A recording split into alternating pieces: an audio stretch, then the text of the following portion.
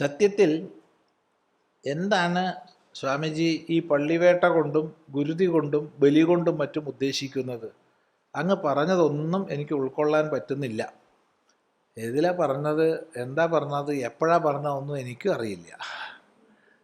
ഏതോ പ്രഭാഷണത്തിൽ, ഏതോ ചോദ്യോത്തരത്തിൽ, ഏതോ സന്ദർഭത്തിൽ ആരോ ചോദിക്കുന്നതിന് മറുപടി പറയുന്നത് ആ സദസ്സിനനുസരിച്ച് ആ പ്രഭാഷണത്തിൻ്റെ പിന്തുടർച്ചയായി വരുമ്പോൾ പ്രഭാഷണത്തിൽ പറഞ്ഞത് ആവർത്തിക്കാത്ത തരത്തിലായിരിക്കും. അപ്പം അത് മാത്രം കട്ട് ചെയ്ത് പ്രത്യേകം ഇടുമ്പോൾ അത് കേട്ട് കഴിഞ്ഞാൽ മുഴുവൻ കേൾക്കുന്നവർക്ക് മനസ്സിലാവില്ല. അവരോട് പറയാനുള്ളത്, ഏതെങ്കിലും ചെറിയ ചോദ്യോത്തരങ്ങൾ മാത്രം കേൾക്കാതെ ആ പ്രഭാഷണങ്ങൾ മുഴുവനായിട്ട് അദ്വൈതാശ്രമം യൂട്യൂബ് ചാനലിലുണ്ടാവും. അത് കേൾക്കുക. ഏതായാലും ഈ പള്ളിവേട്ട ഗുരുതി, ഇതിനെക്കുറിച്ച് പള്ളിവേട്ട ഗുരുതി എന്നൊക്കെ പറയുമ്പോൾ അതെല്ലാം കാവ്, ക്ഷേത്രം, ഉപാസനകളുടെ ഭാഗമായിട്ട് വരുന്നതാണ്. ഗുരുതി എന്നുള്ളത് ക്ഷേത്രങ്ങളിലും കാവുകളിലുമുണ്ട്. പള്ളിവേട്ട എന്നുള്ളത് ക്ഷേത്രങ്ങളിലാണ് പതിവുള്ളത്. ഓരോ പ്രദേശത്തിൻ്റെയും നാഥനായി മാനിക്കപ്പെടുന്ന, ഈ പ്രദേശത്തിൻ്റെ മുഴുവൻ രക്ഷകനാണ് എന്ന് ജനങ്ങൾ സങ്കല്പിച്ച് ആരാധിക്കുന്ന ഒരു പ്രദേശത്തിൻ്റെ മുഴുവൻ അധീശനായ ദേവൻ. അത് ഗ്രാമദേവതയാവാം, ഇനി മഹാക്ഷേത്രമാകാം, ഗ്രാമക്ഷേത്രമാകാം, മഹാക്ഷേത്രമാകാം. അവിടെ കാലികമായി, വാർഷികമായി എന്ന് പറഞ്ഞിട്ടില്ല, കാലികമായി ഉത്സവത്തിൻ്റെ ഭാഗമായിട്ട് പള്ളിവേട്ട വരുന്നു. പള്ളി എന്നുള്ള ശബ്ദം ദിവ്യമായ, ഈശ്വരീയമായ, ബഹുമാന്യമായതിനോട് ചേർത്ത് പറയുന്ന ശബ്ദമാണ്. പള്ളിക്കുറുപ്പ്, പള്ളിയറ, പള്ളിവേട്ട തുടങ്ങി ഒരുപാട് ശബ്ദങ്ങളുണ്ട്. പള്ളി ഉണർത്തൽ, അതെല്ലാം ഈശ്വരീയമായ വൃത്തിയുമായി ബന്ധപ്പെട്ടതാണ്. അതുപോലെ മഹനീയമായി പൂജ്യമായതിനെയും പള്ളി ശബ്ദം കൊണ്ട് പറയാറുണ്ട്. അങ്ങനെയാണ് രാജാക്കന്മാരുടെ പള്ളി ഉറക്കം തുടങ്ങിയവയൊക്കെ വരുന്നത്. പള്ളി എന്നുള്ള ശബ്ദം ബഹുമാന്യമായതിനെ, ഈശ്വരീയമായതിനെ സൂചിപ്പിക്കാൻ മലയാളത്തിലും തമിഴിലും പ്രയോഗിച്ചു. അതാണ് ഈ പള്ളി വരുന്നത്. വേറെ എവിടെയും പള്ളി ശബ്ദമില്ല, ഇവിടെയാണ് പള്ളി ശബ്ദമുള്ളത്. പലരും ധരിച്ചു വെച്ചിട്ടുണ്ട് അത് ക്രിസ്തീയ ആരാധനയുമായി ബന്ധപ്പെട്ടതാണെന്നല്ല. ക്രിസ്തീയ ആരാധനാക്രമങ്ങൾ ദക്ഷിണ ഭാരതത്തിൽ വന്നപ്പോൾ അതിന് പള്ളി ശബ്ദം വന്നു. ഇസ്ലാമിക ആരാധനാ കേന്ദ്രങ്ങൾക്ക് ദക്ഷിണ ഭാരതത്തിൽ പള്ളി ശബ്ദം വന്നു. മറ്റ് പ്രദേശങ്ങളിൽ പള്ളി ശബ്ദമില്ല, വേറെ ഭാഷകളിലുമില്ല. അത് പ്രത്യേകം മനസ്സിലാക്കുക. അപ്പം ഇവിടെ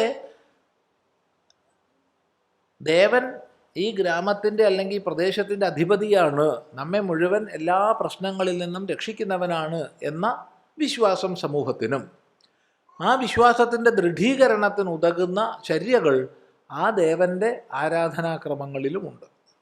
അതിൻ്റെ ഭാഗമായിട്ടാണ് പ്രതി വർഷമോ ഇനി അല്ലെങ്കിൽ വർഷത്തിൽ 2 പ്രാവശ്യമോ ഇങ്ങനെ പല പ്രകാരം ഉത്സവമുള്ള സ്ഥലങ്ങളുണ്ട്.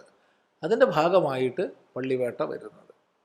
അവിടെ ഭഗവാൻ തൻ്റെ പരിവാരങ്ങളോടുകൂടി പുറപ്പെട്ടു പോയി സമീപസ്ഥങ്ങളായ വനങ്ങളിൽ ആ പ്രദേശത്തിൻ്റെ സസ്യസമ്പത്തിനെ അല്ലെങ്കിൽ കൃഷിസമ്പത്തിനെ, കാർഷിക സമ്പത്തിനെ നശിപ്പിക്കുന്ന ജന്തുക്കളെ ഹിംസിച്ച് ആ നാടിനെ പരിപാലിക്കുന്നു എന്നുള്ളൊരു സന്ദേശം നൽകും വിധമാണ് ഈ പള്ളിവേട്ട നടത്തുന്നത്. അതൊരു പ്രതീകാത്മകമാണ്. അത് പ്രതീകാത്മകമായ ചടങ്ങാണ്. ആ ക്ഷേത്രത്തിൽ നിന്ന് സമീപസ്ഥമായ വനത്തിൽ പോയി, കാലം മാറി മാറി വനമില്ല, ഇപ്പം എന്തു ചെയ്യും? 4 ഇലയോ കഷ്ണമോ മരക്കഷ്ണങ്ങളൊക്കെ വെച്ചിട്ട് കാടിൻ്റെ പ്രതീതി ഉണ്ടാക്കും. മൃഗങ്ങളെ ദേവനിപ്പോൾ കൊല്ലാൻ പറ്റുമോ? അതില്ല. അപ്പോൾ എന്തു ചെയ്യും? എന്തെങ്കിലും കുമ്പളങ്ങയോ അല്ലെങ്കിൽ വല്ല രൂപമോ ഉണ്ടാക്കി വെച്ച്, വല്ല തുണി കൊണ്ടോ എന്തെങ്കിലും വസ്തുവിനെ കൊണ്ട് വല്ല കാട്ടുപന്നിയുടെയോ മറ്റോ രൂപം ഉണ്ടാക്കി വെച്ച് അതിനെ ദേവൻ വധിച്ച് നാടിനെ സംരക്ഷിക്കുന്നതായിട്ട് പ്രതീകാത്മകമായി കാണിക്കും. ഇത്രയേ ഉള്ളൂ. ഇത് തീർത്തും പ്രതീകാത്മകമായ ചടങ്ങാണ്. അതെന്നിട്ട് ആ പ്രദേശത്തെ ജനങ്ങളെ മുഴുവൻ കാണിച്ചുകൊണ്ട് ഞാൻ നിങ്ങളെ രക്ഷിക്കാൻ വേണ്ടി ഇന്നതൊക്കെ ചെയ്തിട്ടുണ്ട് എന്ന് കാണിച്ചും കൊണ്ട് ദേവൻ മടങ്ങുന്ന ക്രിയയാണ്. അത് വലിയ ജനങ്ങൾ മൊത്തത്തിൽ ആനന്ദത്തോടു കൂടി ആ ദേവനോട് കൂടെ ചേർന്നിട്ട് മടങ്ങുന്നതാണ് അതിൻ്റെ ചടങ്ങ്.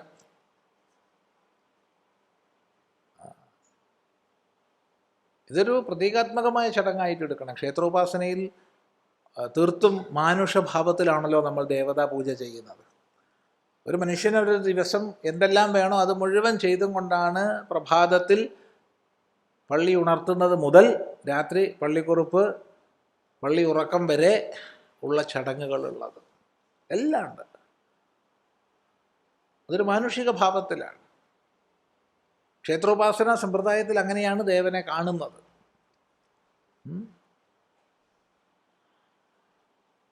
അതുപോലെ തന്നെ ഗുരുതി എന്നുള്ളത് രാജസികവും താമസികവുമായ ഉപാസനാ വിധാനത്തിൽ,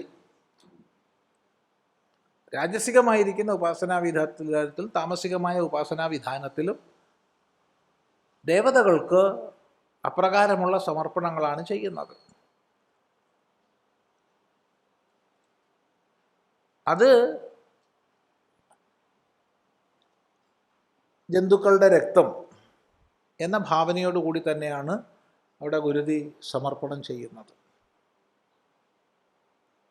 അത് രക്തം തന്നെയാണ്. പല സ്ഥലങ്ങളിലും കാവുകളിൽ കോഴിയെയും മറ്റും വധിച്ച് അതിൻ്റെ രക്തം തന്നെയാണ് കൊടുക്കുന്നത്. ഇനി ചില ആൾക്കാരത് മാറ്റി എന്താ പറയേണ്ടത്, ചുണ്ണാമ്പും മഞ്ഞളെല്ലാം കൂടി കലക്കി ചുമന്ന വർണ്ണം ഉണ്ടാക്കിയിട്ട് കൊടുക്കും. ഒരു വർണ്ണം ഉണ്ടാക്കി കൊടുക്കുന്നു. അവിടെ സങ്കല്പം അത് തന്നെയാണ്. രക്തം അല്ലാതാവുന്നില്ല, രക്തം തന്നെയാണ്. സങ്കല്പത്തിൽ രക്തമാണ്.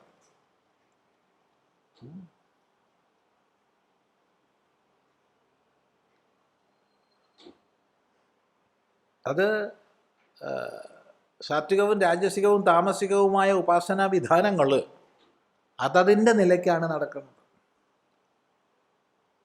കേവലം സാത്വികം മാത്രമല്ല, രാജസികമുണ്ട്. കേവലം രാജസികമല്ല, താമസികമുണ്ട്. അപ്പോൾ ഈ വിധാനത്തിൽപ്പെട്ട ഉപാസനകളൊക്കെ ചേർന്നതാണ് നമ്മുടെ ക്ഷേത്രോപാസന പദ്ധതി. അത് മനസ്സിലാക്കിയ പ്രശ്നമല്ല. എനിക്ക് ഉൾക്കൊള്ളാൻ പറ്റുന്നില്ല, ഉൾക്കൊള്ളേണ്ട ആവശ്യമില്ല. നമുക്കൊന്ന് മനസ്സിലാക്കേണ്ടത്, ക്ഷേത്രോപാസന ക്രമം തന്നെ ഒരാൾക്ക് ഉൾക്കൊള്ളാൻ വയ്യാച്ചാൽ ഉൾക്കൊള്ളേണ്ട ആവശ്യമില്ല. എങ്ങനെയാണ് കല്ലിലൂടെ ദൈവത്തെ പൂജിക്കണത്? എങ്ങനെയാണ് വിഗ്രഹത്തിലൂടെ ദൈവത്തെ പൂജിക്കണത്? വിഡ്ഢിത്തല്ലേ?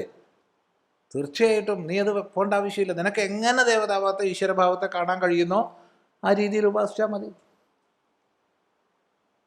സനാതനധർമ്മം പരിമിതമല്ല. ഏതെങ്കിലും ഒരു മാർഗം മാത്രമെന്നുള്ളതല്ല, ഒരു തലം എന്നുള്ളത് മാത്രമല്ല. അവിടെ വൈവിധ്യപൂർണമായ അനേകം തലഭേദങ്ങളുണ്ട്. അത് കേവലം ഒരു ഉപാധിയെ ദൈവമായി കാണുന്നത് മുതൽ അഹം ബ്രഹ്മാസ്മി എന്നുള്ളതായ ബോധസാക്ഷാത്കാരം വരെയുള്ള എല്ലാ തലങ്ങളുണ്ട്. അവിടെ ക്ഷേത്രം വിശ്വസിക്കണം, ക്ഷേത്രം ആരാധിക്കണം എന്നൊരു നിർബന്ധവും ഇല്ല. നാമജപം തുടങ്ങിയവ ചെയ്യുന്നവൻ മാത്രമേ ഹിന്ദു ആവൂ, അങ്ങനെയില്ല. മനസ്സിലാക്കുക. അതുകൊണ്ട് നമുക്ക് ഉൾക്കൊള്ളാൻ കഴിയുന്നതും അംഗീകരിക്കാൻ കഴിയുന്നതും മാത്രം ചെയ്യുക. ഞാൻ നാളെ ചെയ്യില്ല എന്ന് ഇന്ന് വാശി പിടിക്കരുത്. ഓരോ ആചരണത്തിലെയും ശരിതെറ്റുകൾ വേർതിരിച്ചറിയാൻ സാധിക്കുകയും നമ്മുടെ യുക്തിക്ക് നാളെ സ്വീകരിക്കാൻ സാധിക്കുകയും വരുമ്പോൾ നാളെ നമുക്ക് ചെയ്യാം. ഇന്ന് നമ്മുടെ യുക്തിക്ക് സ്വീകരിക്കാൻ കഴിയുന്നില്ലേ, ചെയ്യണ്ട, ഒരു നിർബന്ധവും ഇല്ല. എന്തിനാ ചെയ്യുന്നേ?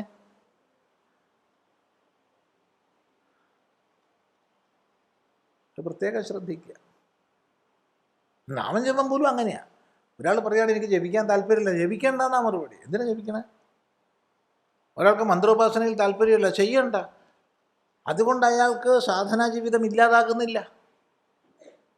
വേറെ അനേകം സാധനാക്രമങ്ങളുണ്ട്. നിഷ്കാമ കർമ്മയോഗത്തിൻ്റെ മാർഗമുണ്ട്. അവനവൻ ചെയ്യുന്ന കർമ്മങ്ങളെ ഈശ്വരോപാസനയെ അനുഷ്ഠിക്കുന്ന കർമ്മമാർഗമുണ്ട്. യമ നിയമ ആസന പ്രാണായാമ പ്രത്യാഹാര ധാരണ ധ്യാനങ്ങളുടേതായ മാർഗമുണ്ട്. അവിടെയൊന്നും ഈ വിഗ്രഹോപാസന ഒന്നും വരുന്നില്ല, അവരുടെ ക്ഷേത്രോപാസന വരുന്നില്ല.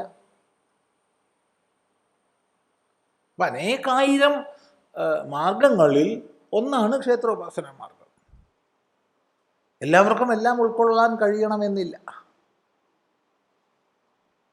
അത് പ്രത്യേകം ശ്രദ്ധിക്കുക. എനിക്ക് ഉൾക്കൊള്ളാൻ കഴിയുന്നില്ല എന്നുള്ളത് കൊണ്ട് അതിനെ തെറ്റെന്ന് ഞാൻ പറയാതിരിക്കണം. അവിടെയാണ് ശ്രദ്ധിക്കേണ്ടത്. എൻ്റെ ഗുണഘടനയ്ക്കനുസരിച്ച്, എൻ്റെ ബൗദ്ധിക തലത്തിനനുസരിച്ച്, എൻ്റെ ചിന്താരീതിക്കനുസരിച്ച് അത് എനിക്ക് സ്വീകാര്യമല്ല എന്നുള്ളത് കൊണ്ട് അത് തെറ്റാണെന്ന് ഞാൻ പറയരുത്. അത് സ്വീകാര്യമായ മറ്റു തലങ്ങൾ ഉള്ളത് കൊണ്ടാണല്ലോ ആചാര്യന്മാർ അവയെ ഉപദേശിച്ചത് എന്ന് മനസ്സിലാക്കാനുള്ള വൈചാരിക പക്വത എനിക്ക് വേണം. ഇതാണ് പറയാനുള്ളത്.